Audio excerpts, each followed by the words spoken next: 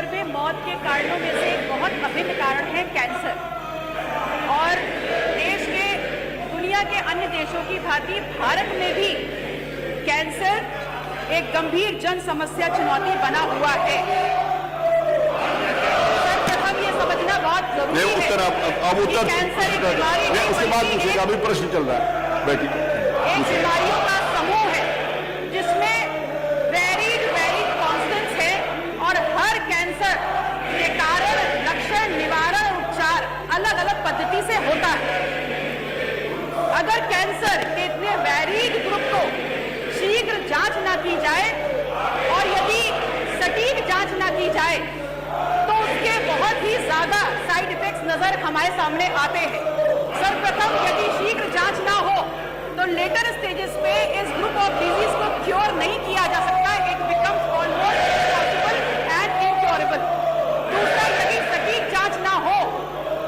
अगर सटीक जांच ना हो तो अनावश्यक जो चिकित्सीय प्रक्रियाएं होती हैं उसके बाद जो उपचार के बाद जो रिजल्ट निकलते हैं वो कहीं ना कहीं उनका प्रबंधन, उनका मैनेजमेंट पुनः एक चुनौती बनकर हमारे सामने उभर कर आता है।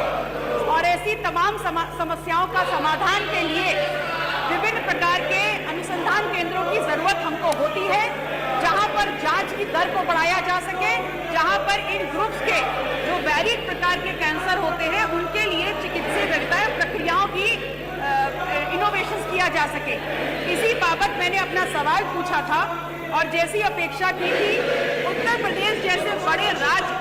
उस सूबे में जहां 403 विधानसभाएं हैं, जहां की आबादी 25 करोड़ है, वहां पर सरकारी कैंसर रिसर्च इंस्टीट्यूट मात्र एक है।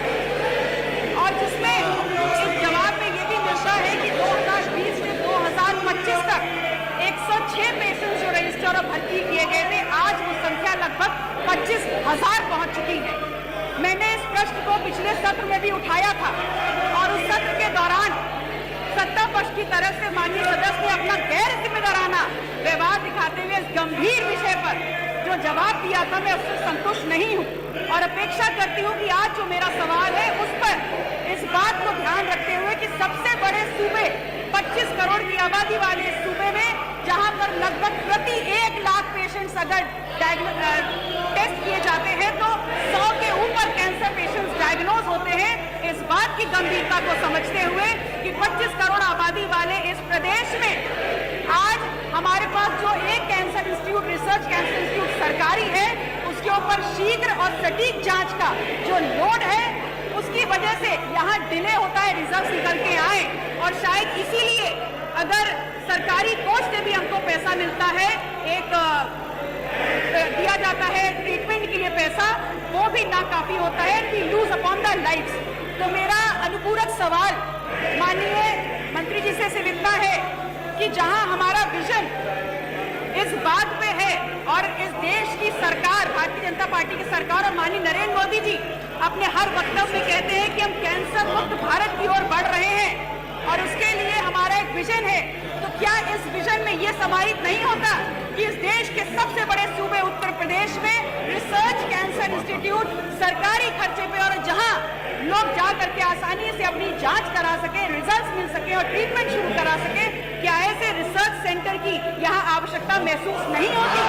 क्या जैसे हमने ओडीओपी पे काम किया है, क्या उसी तर्ज पर वन मंडल, वन सरकारी कैंसर रिसर्च इंस्टीट्यूट की स्थापना सरकार करने की मंशा रखती है? और यदि रखती है तो उसको कब तक उत्तर प्रदेश के धरातल पर हम कार्य करते हुए देखेंगे, और यदि नहीं तो क्यों? माननीय मंत्री जी, माननीय कैंसर जैसे गंभीर रोगों के इलाज के लिए